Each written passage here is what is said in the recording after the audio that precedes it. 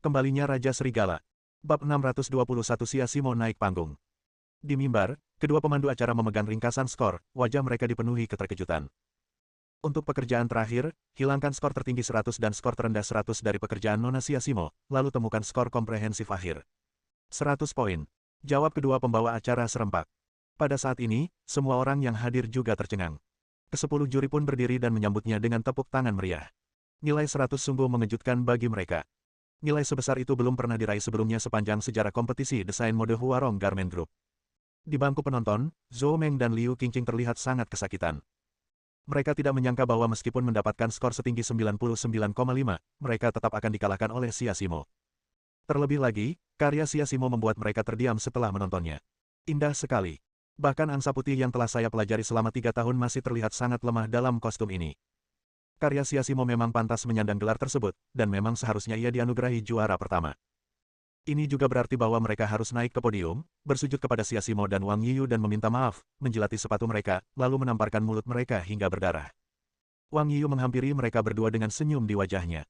Dia tidak bersikap dingin atau acuh tak acuh, tetapi tampak seperti sedang menonton pertunjukan dan berkata, "Zhou Meng, Liu Qingqing, aku harap kalian mampu membayarnya. Siasimo dan aku akan menunggu kalian di atas panggung." Hua Chengqi, CEO Huarong Garment Group, tidak dapat menahan diri lagi dan berdiri. Ia berjalan menuju podium. Seluruh tempat menjadi sunyi, menunggu Hua Chengqi berbicara. Sulit membayangkan bahwa saya dapat melihat karya yang begitu memukau dalam kompetisi desain ini. Sebenarnya, saat kami memilih dan memberi peringkat 10 karya terbaik, saya tidak memiliki kesan yang baik tentang karya ini karena terlihat biasa saja. Namun, saat model tersebut keluar dari catwalk dengan karya ini, saya sangat kagum. Ini memberi saya perasaan yang sama sekali berbeda. Mirip burung merak. Kelihatannya biasa saja saat ekornya tidak terbuka, tetapi begitu terbuka, ia mengejutkan, menakjubkan, dan menarik. Ini adalah juara kompetisi desain Huarong Garment Group. Izinkan saya menyebut desainer ini sebagai tangan Tuhan. Saya tidak bisa lagi menahan kegembiraan saya. Sudah bertahun-tahun saya tidak merasa begitu gembira, dan tidak ada pekerjaan yang pernah membuat saya begitu gembira seperti sekarang. Jadi, saya tidak sabar menunggu desainer ini berbagi pengalaman desainnya dengan kita semua. Hanya desainer itu sendiri yang dapat menunjukkan jiwa sejati dari karya ini kepada semua orang. Sekarang, mari kita bertepuk tangan dan menyambut desainer dari kota Sanjiang, Siasimo, Nona Xia. Saat Hua Chengqi mengalihkan pandangannya ke Siasimo, Siasimo merasa jantungnya hendak melompat keluar. Di belakangnya, Hei Gou, Xiao Wu, dan Xiao Liu berbisik, "Bos, cepatlah, melangkah ke atas panggung, terimalah kehormatan yang menjadi hakmu, mulailah kejayaanmu, dan mulailah perjalanan barumu." Menghadapi tatapan semua orang, Siasimo berdiri dengan bangga. Dia memancarkan keanggunan bawaan, dan sepertinya saat dia berdiri, semua bangsawan tampak 3 tingkat lebih rendah di depannya. Zhou Meng dan Liu Qingqing, yang mengira mereka adalah putri keluarga kaya, merasa seperti orang desa saat melihat Siasimo berdiri. Pada saat ini, Siasimo sangat percaya diri, sangat elegan, dan sangat makmur. Dia berjalan santai menuju ring, dan wanita Ina di depannya menyambutnya dengan senyuman terhangat. "Selamat, Nona Xia," Ina memberikan salam paling tulusnya kepada Siasimo. Siasimo memberikan hadiah balasan. Semua orang yang hadir terkejut. Bahkan saat bertemu Hua Chengqi, Ina tidak begitu dekat dengannya, tetapi dia begitu dekat dengan Siasimo. Apakah mereka saling kenal? Xiao Liu berkata dengan bangga, "Saat itu, Nona Ina adalah juri untuk desain Dianyang. Saat itu, Ibu Ina secara pribadi mengundang presiden kami untuk mengunjungi kantor pusat YSL di Prancis." Setelah mengatakan itu, Xiao Liu melirik Zhou Meng dan Liu Qingqing dan berkata, "Dianyang tidak populer di ibu kota provinsi atau di Tiongkok. Itu karena kami bekerja sama dengan YSL dan terlalu populer di luar negeri. Hasil produksi bulanan kami tidak dapat memenuhi kebutuhan pasar luar negeri, jadi kami belum punya waktu untuk berurusan dengan pasar domestik. Bukannya presiden kita tidak terkenal." Ketika Zhou Meng dan Liu Qingqing mendengar ini, hati mereka seperti ditusuk pisau. Menyakitkan, jelek. Ternyata Siasimo tidak populer di ibu kota provinsi karena mereka bekerja sama dengan YSL dan pasar mereka ada di luar negeri. Mereka terlalu vulgar. Mendengar kata-kata Xiao Liu, semua orang terkejut lagi. Jadi, Nona Ina datang untuk mengikuti kompetisi desain mode Huarong hanya untuk melihat karya Siasimo. Mendengar ini, Zhou Meng dan Liu Qingqing merasa semakin tidak nyaman. Gagasan ini bukan tanpa dasar. Sebagai keluarga besar, mereka tentu tahu betapa terhormatnya status Bu Ina. Tidak mungkin bagi mereka untuk mengundang Bu Ina. Bahkan untuk perusahaan raksasa seperti Huarong Garment Group, sangat sulit untuk mengundang Ina. Terlebih lagi, Ina sekarang adalah kepala desainer YSL dan pemegang saham terbesar di jajaran direksi. Sangat sulit untuk mengundang Ina. Dan alasan Ina bisa datang ke sini sepenuhnya karena Siasimo. Beberapa orang memang terlahir sebagai tokoh utama, tetapi dia dengan bodohnya menyinggung tokoh utama. Kalau ini bukan kebodohan, lalu apa? Bab 622 Hua Cheng mendukung Xia Simo. Xia Simo menatap Ina dengan heran dan bertanya, Ina, mengapa kamu ada di sini? Ina tersenyum tipis dan berkata, aku datang untukmu. Untukku. Xia Simo bingung. Ina melanjutkan, awalnya, Presiden Hua mengundang saya untuk menjadi juri kompetisi desain Huarong Clothing Group. Saya tidak ingin datang, tetapi saya melihat nama Anda di daftar dan tahu bahwa Anda akan berpartisipasi dalam kompetisi desain busana ini, jadi saya datang. Tahukah kamu betapa terkejutnya aku saat melihatmu datang untuk berpartisipasi dalam kompetisi desain mode ini? Baru beberapa bulan sejak Dianyang desain, dan Anda sudah punya karya baru. Ini membuat saya sangat terkejut dan khawatir. Xia Simo bertanya dengan ragu, Yina, mengapa kamu khawatir? Xia Simo tidak mengerti, tidak ada bahaya dalam pekerjaan desain, jadi mengapa dia harus khawatir? Ina berkata, saya terkejut dengan kecepatanmu, tetapi saya juga khawatir dengan kecepatanmu. Kenapa? Xia Simo bertanya lagi. Ina menjawab, bagi kami para desainer, hal yang paling tabu adalah kecepatan. Kecepatan dapat membuat Anda membentuk kebiasaan mencari kesuksesan cepat dan keuntungan instan. Pekerjaan yang mencari kesuksesan cepat dan keuntungan instan lebih condong pada uang. Pekerjaan seperti itu tidak sempurna dan tidak berjiwa. Jadi, aku khawatir kamu sudah sesat, dan aku sangat khawatir padamu. Kata Ina. Xia Simo mengangguk. Memang benar bahwa meskipun seni dikaitkan dengan uang, seni berada di atas uang. Jika desain hanya demi uang, maka Anda sebaiknya mendesain mesin pembuat koin saja. Desain lebih merupakan suatu makanan, suatu ekspresi, suatu pujian. Lalu, apa hasilmu? Kata Xia Simo. Ina tersenyum dan berkata, bukankah jawabannya sudah jelas? Anda memenangkan juara pertama dalam kompetisi desain Huarong Clothing Group, yang sekali lagi membuat mata saya berbinar. Anda mungkin memiliki apa yang disebut industri mode sebagai tangan seorang ahli. Anda tidak hanya dapat mendesain pakaian ini dalam waktu yang singkat, tetapi Anda juga dapat mendesainnya dengan sangat sempurna. Ini adalah tangan seorang ahli. Pujian Ina untuk Xia Simo benar-benar tepat. Bagaimanapun, sungguh mengejutkan bahwa Xia Simo dapat merancang karya yang begitu sempurna dalam waktu yang begitu singkat. Terlebih lagi, kostum kali ini jauh lebih bagus daripada di Dianyang. Level ini sudah pasti mencapai level internasional. Ina melanjutkan, Nona Xia, saya tidak mengerti satu hal. Pakaian ini sama sekali berbeda dengan perasaan yang diungkapkan oleh Dianyang. Apa pendapat Anda tentang ini? Lagi pula, pakaian ini seharusnya bisa dengan jelas menunjukkan emosi yang tersampaikan selama peragaan busana, tetapi Anda tidak melakukannya. Mengapa? Xia Simo cukup terkejut. Ina layak menjadi kepala desainer YSL. Tatapan matanya begitu tajam sehingga dia bisa melihat bayangan dirinya yang sedang duduk sekilas. Benar, set pakaian ini disebut Fanyi.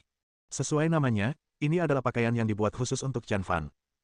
Chen Fan berjanji padanya bahwa jika dia memenangkan juara pertama dalam kompetisi desain Huarong Garment Group, dia akan tampil di kompetisi tersebut. Jadi, dia menyerahkan perasaan yang diungkapkan dalam pakaiannya kepada Chen Fan. Saat Chen Fan muncul, pakaian ini benar-benar menjadi hidup, dengan daging, darah, dan emosi yang nyata. Xia Simo berkata dengan nada meminta maaf, Nona Ina, izinkan saya membuat Anda penasaran sejenak. Ina mengangguk dan langsung tersenyum, dia tampaknya mengerti apa yang dimaksud Xia Simo. Dia sedang menunggu seseorang, dan dia juga sedang menunggu seseorang. Kedatangan orang ini pasti akan membuat seluruh tempat terbakar. Dan dia, mungkin, adalah emosi yang terkandung dalam pakaian ini. Xia Simo, ditemani Ina, berjalan ke podium. Seluruh penonton memperhatikan, dan semua lampu terfokus pada Xia Simo. Fan Yi memenangkan tempat pertama dalam kompetisi desain busana ini, dan Xia Simo tidak diragukan lagi adalah orang yang paling memukau dalam kompetisi desain Huarong Clothing Group ini. Selama beberapa saat, orang-orang di antara penonton yang memposting di WeChat Moments dan melaporkan di media video dimarahi dengan keras. Beberapa media bahkan mengumumkan penutupan outlet media mereka, secara langsung memaksa paparazi yang menyebarkan rumor untuk mengundurkan diri, dan meminta pertanggungjawaban mereka. Mereka yang memposting di momen mereka menghapus karya mereka dan merekam video baru dengan beberapa teks indah yang memuji kemampuan desain Xia Simo. Hua Chengqi secara pribadi menerima Xia Simo, yang dengan bersemangat memberikan beberapa sambutan dan berterima kasih kepada Huarong Garment Group karena telah memberinya kesempatan ini. Setelah beberapa komentar, Hua Chengqi bertanya, Nona Xia Simo, dapatkah Anda berbagi dengan kami pengalaman desain dan konsep desain Fanyi Anda, mengapa Anda mendesain set pakaian ini, dan perasaan apa yang ingin ditunjukkannya kepada semua orang? Hua Chengqi tidak sabar. Karena telah berkecimpung dalam dunia desain busana selama hidupnya, ia belum pernah melihat karya sesempurna Fanyi. Karya itu begitu indah hingga mengejutkan, menakjubkan, dan membuat darahnya mendidih. Maka ia ingin tahu orang macam apa yang mampu merancang karya seperti itu, apa saja yang pernah dialaminya, dan hal-hal apa saja yang ditemuinya. Xia Simo memegang mikrofon dan berkata dengan nada meminta maaf, Bos Hua, sebelum saya berbagi pemikiran dan ide tentang mendesain Fan Yi, mengapa saya mendesain pakaian ini, dan emosi yang dibawanya, bolehkah saya melakukan sesuatu yang bersifat pribadi? Hua Chengqi, Ina dan yang lainnya semuanya tercengang. Hanya Zhou Meng dan Liu Qingqing di antara penonton yang merasa takut. Mereka tahu bahwa kematian mereka sudah dekat. Nona Xia, bicaralah terus terang, kata Hua Chengqi. Xia Simo menceritakan kepada Hua Chengqi dan yang lainnya seluruh kisah tentang apa yang terjadi antara dia, Zhou Meng, dan Liu Qingqing. Hua Chengqi sangat marah setelah mendengar ini. Dia sangat marah karena hal seperti itu terjadi dalam kompetisi desain busana yang dia selenggarakan. Dia berkata, Nona Xia, saya minta maaf atas ketidakadilan dan keluhan yang Anda alami. Ini salah saya karena Anda dirugikan karena berpartisipasi dalam kompetisi desain Huarong Garment Group. Saya minta maaf kepada Anda. Hua Chengqi segera membungkuk dan meminta maaf. Lalu dia berkata, apapun yang ingin kau lakukan, lakukanlah dengan berani. Aku akan bersaksi untukmu dan aku akan menjadi pendukungmu. Bab 623, Kebaikan dalam Moderasi. Xia Simo melambai kepada Wang Yiyu di antara penonton, memberi isyarat padanya untuk naik ke panggung. Tetapi setelah Wang Yiyu naik ke panggung, Xia Simo memandang Zhou Meng dan Liu Qingqing yang bersiap untuk pergi. Zhou Meng, Liu Qingqing, apakah kalian berencana untuk melarikan diri? Perkataan Xia Simo membuat kedua orang pemalu itu ketakutan. Keduanya tampak sangat jelek. Terutama Liu Qingqing, dia tidak perlu dihukum bersama Zhou Meng. Dia tidak punya dendam terhadap Xia Simo dan Wang Yiyu. Itu semua karena sahabatnya inilah dia berakhir seperti ini. Ini semua salahmu. Mengapa kamu menyinggung Xia Simo dan yang lainnya tanpa alasan? Tidak bisakah kita ikut serta dalam kompetisi? Sekarang, kamu malu, dan aku juga malu padamu. Kamu benar-benar korban. Liu Qingqing mengeluh dengan tidak puas. Zhou Meng, yang berdiri di sampingnya, langsung marah. Dia bertanya, apa maksudmu? Apakah kamu mencoba memanfaatkan kemalangan seseorang? Kamu dulu paling sombong dan emosional dalam mengumpat, sekarang kamu salahkan aku. Jika bukan karena kamu, bagaimana mungkin aku berani bertaruh dengan mereka? Kata Zhou Meng dengan muram. Ah, kamu ingin menyalahkanku. Liu Qingqing juga marah, kamu yang ingin bertaruh dengan mereka, dan sekarang kamu menyalahkanku. Apakah kamu masih ingin menjadi sahabatku? Kata Liu Qingqing dengan marah. Jika kau tidak mau melakukannya, maka jangan lakukan. Siapa yang menginginkan sahabat sepertimu? Kata Zhou Meng sambil menggenggam tangannya. Pemandangan seperti itu sungguh menakjubkan. Mereka berdua tadinya adalah teman baik, tetapi sedetik kemudian mereka menjadi seperti ini. Mereka benar-benar teman baik. Baiklah, Zhou Meng, hubungan kita sangat baik, tetapi kamu malah mengatakan hal-hal seperti itu. Baiklah, mari kita putus sekarang. Kata Liu Qingqing dengan marah. Kalau begitu, kita putus saja. Apa menurutmu aku takut? Kata Zhou Meng dan pria lainnya sambil berjalan menuju pintu. Tetapi sebelum mereka mencapai pintu, Hei Gou dan Xiao Wu menghalangi jalan mereka. Apa yang kalian lakukan? Tidakkah kalian lihat bahwa kami sedang bertengkar? Kedua pria itu menatap tajam ke arah Hei Gou dan Xiao Wu dan terus bertengkar. Hei Gou dan Xiao Wu berdiri tegak di depan mereka. Aku pikir pertengkaranmu itu palsu, tapi pelarianmu itu sungguhan, kan? Kerumunan yang menonton juga mengangguk, karena Zhou Meng dan Liu Qingqing berjalan semakin jauh dan telah mencapai pintu. Keduanya diekspos oleh Hei Gou dan Xiao Wu. Mereka saling memandang dan siap untuk bertengkar lebih jauh, tetapi Hei Gou dan Xiao Wu masing-masing menangkap salah satu dari mereka dan membawa Zhou Meng dan Liu Qingqing ke podium. Wajah mereka berdua pucat pasi. Mereka berencana menggunakan pertengkaran antara sahabat mereka sebagai alasan untuk melarikan diri dari sini, tetapi mereka tidak menyangka akan ketahuan oleh mereka. Xia Simo menatap mereka berdua dengan tenang, kalian kalah. Zhou Meng dan Liu Qingqing menundukkan kepala. Mereka kalah, dan mereka harus berlutut di tanah dan menjilati sepatu Xia Simo dan Wang Yiyu, lalu menamparkan mulut mereka sendiri hingga berdarah. Mereka, sebagai anggota keluarga kaya, tidak bisa begitu saja menundukkan kepala. Nona Xia, bisakah Anda tidak membiarkan kami menghukum Anda? Kami dapat memberi Anda uang dan membiarkan Anda menikmati kekayaan dan kemuliaan yang tak terbatas selama sisa hidup Anda, oke? Keduanya menatap Xia Simo dengan penuh harap. Xia Simo menggelengkan kepalanya dan berkata, aku tidak punya dendam padamu. Aku tidak ingin menghukummu. Keduanya mengangguk cepat karena tidak ada dendam, mohon maafkan kami kali ini. Kami tahu kami salah. Kami tahu kesalahan kami. Saya bersedia memberi Anda 200 juta untuk meminta maaf dan menebus kesalahan Anda. Aku juga merasakan hal yang sama. Kata Liu Qingqing tergesa-gesa. Dengan cara ini, selama Xia Simo mengangguk, dia bisa mendapatkan kompensasi sebesar 400 juta. Anggukan ini akan menjadi anggukan termahal di dunia. Beberapa orang di antara penonton sudah mulai membujuk Xia Simo untuk tidak menentang uang. Namun, Ina yang hadir di sana menggelengkan kepalanya dan tersenyum pahit. Memamerkan uang di depan Xia Simo tidak diragukan lagi adalah hal yang paling bodoh untuk dilakukan. Entah berapa banyak uang yang dimiliki suami Xia Simo, Chen Fan. Mungkin, bahkan Chen Fan sendiri tidak tahu berapa banyak uang yang dimilikinya, karena angka ini mungkin lebih panjang dari angka di kartu identitasnya. Hua Chengqi juga melihat ke arah Xia Simo. 400 juta memang godaan yang besar bagi siapapun. Kebanyakan orang akan memilihnya, tetapi dia tidak ingin Xia Simo memilihnya, karena begitu dia memilihnya, status Xia Simo di hatinya akan anjlok, dan bahkan memengaruhi pendapatnya tentang Fan Yi, seperti lukisan yang tiba-tiba diteteskan tinta. Meski tidak mempengaruhi situasi secara keseluruhan, bagaimanapun juga, itu bukanlah lukisan yang bagus. Tapi, Xia Simo tiba-tiba berkata dengan tegas, kamu telah berulang kali memprovokasiku, menindasku, dan mempermalukanku. Sekarang situasinya telah berubah dan aku telah menang, tidak perlu memaafkanmu. Dulu aku pernah bilang padamu bahwa aku akan mengalahkanmu dengan cara yang paling elegan, dan hari ini aku berhasil melakukannya. Aku menghancurkanmu di bawah kakiku. Xia Simo mengulurkan satu kakinya dengan berat dan berkata, meskipun latar belakang keluargamu sangat dalam, ini tidak mengubah sikapku dalam menghukummu. Seseorang bisa saja dibuli sekali, tapi kalau dibuli lagi dan tidak berani melawan, apa gunanya hidup? Seseorang pernah berkata padaku bahwa kelemahanmu hanya akan menjadi batu loncatan bagi orang lain untuk memanfaatkanmu. Saat itu, aku hanya menertawakannya dan tidak setuju dengan itu. Tapi sekarang, terima kasih telah membuatku memahami kebenaran ini dengan harga yang paling menyakitkan. Sekarang, aku akan mulai dengan kalian. Berlututlah segera, bersujud, minta maaf, jilat sol sepatu kalian, dan tampar mulut kalian sendiri sampai berdarah. Perkataan Xia Simo meyakinkan dan tidak menimbulkan keraguan sedikitpun. Ina, yang berdiri di sampingnya, menatap Xia Simo yang tampak familiar sekaligus asing. Dia tahu bahwa Xia Simo perlahan-lahan bergerak menuju menjadi wanita tiran. Mulai saat ini, kebaikan Xia Simo akan terbatas, dan dia tidak akan lagi menunjukkan kebaikan sedikitpun kepada musuh-musuhnya. Bab 624, Menyerah. Sikap acuh tak acuh Xia Simo langsung membuatnya merasa seperti telah berubah menjadi orang lain. Pada saat ini, Xia Simo menjadi acuh tak acuh, serius, dan semakin tidak terduga.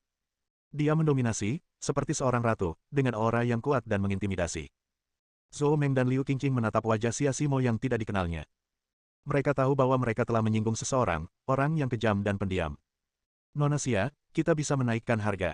Zhou Meng dan Liu Qingqing berpikir untuk menaikkan harga.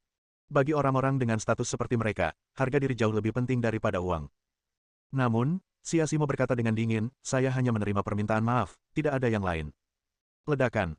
Kedua lelaki itu tampak seperti telah jatuh ke dalam gua es, wajah mereka sepucat kertas. Xia Simo, apakah kau benar-benar ingin menolak roti panggangku dan minum anggur sebagai hukuman? Tahukah Anda siapa kami? Kami adalah keluarga Zhou dan Liu, salah satu dari 7 keluarga paling bergengsi di ibu kota provinsi. Jelas bukan hal yang baik bagi Anda untuk mempermalukan kami. Kami harap Anda dapat memahami situasi saat ini dan membuat keputusan yang bijak. Ambil saja sejumlah uang untuk masalah ini. Jika Anda terus membuat masalah, Anda akan menjadi satu-satunya yang menderita. Saya harap Anda dapat memahami hal ini. Melihat taktik lunak itu tidak berhasil, kedua pria itu bersiap untuk memaksa Xia Simo. Pada saat ini, Hua Chengqi dan Ibu Ina datang. Hua Chengqi berkata dengan dingin, apa? Apakah keluarga Zhou dan keluarga Liu mau akan masuk surga? Paman Hua, melihat Hua Chengqi datang, Zhou Meng dan Liu Qingqing segera menurunkan postur mereka.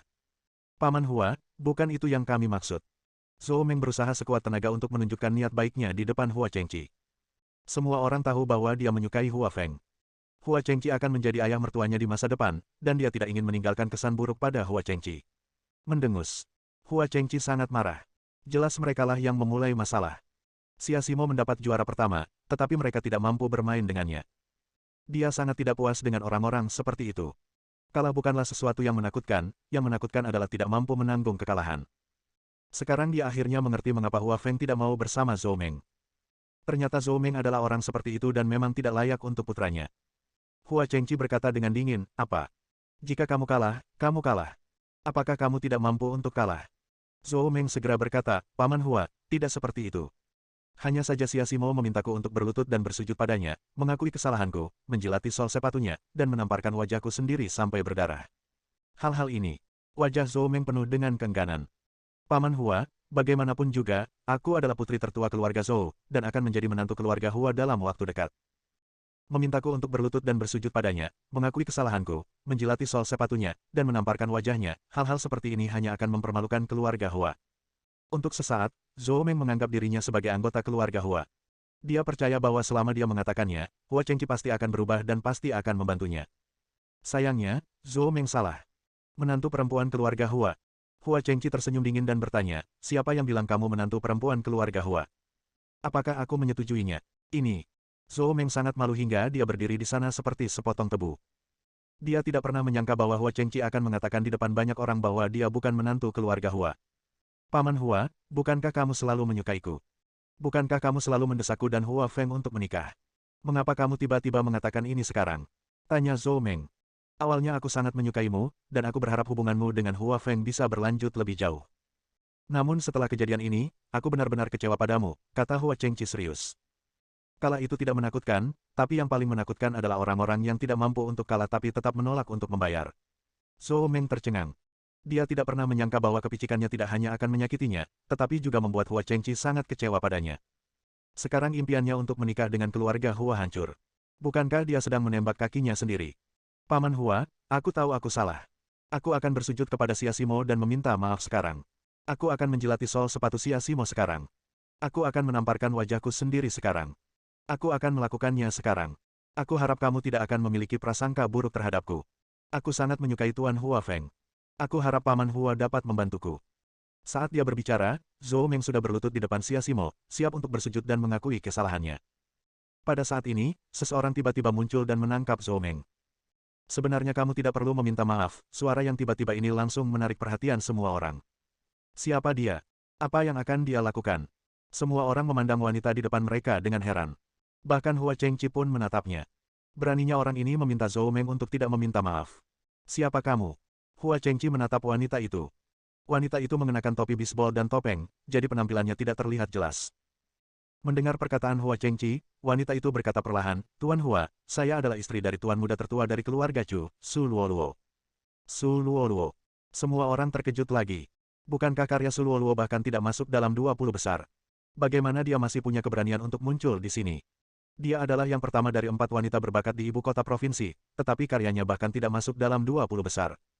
Ini bukan penurunan sedikit pun dalam kemampuannya, tetapi penurunan yang cepat. Dia bahkan tidak masuk 20 besar, tetapi dia masih berani muncul di sini. Dia sama sekali tidak punya rasa malu. Selama beberapa saat, semua orang di antara hadirin menunjuk Su Luoluo. Namun, Su Luoluo memiliki ekspresi kosong di wajahnya dan mengabaikan apa yang dikatakan semua orang.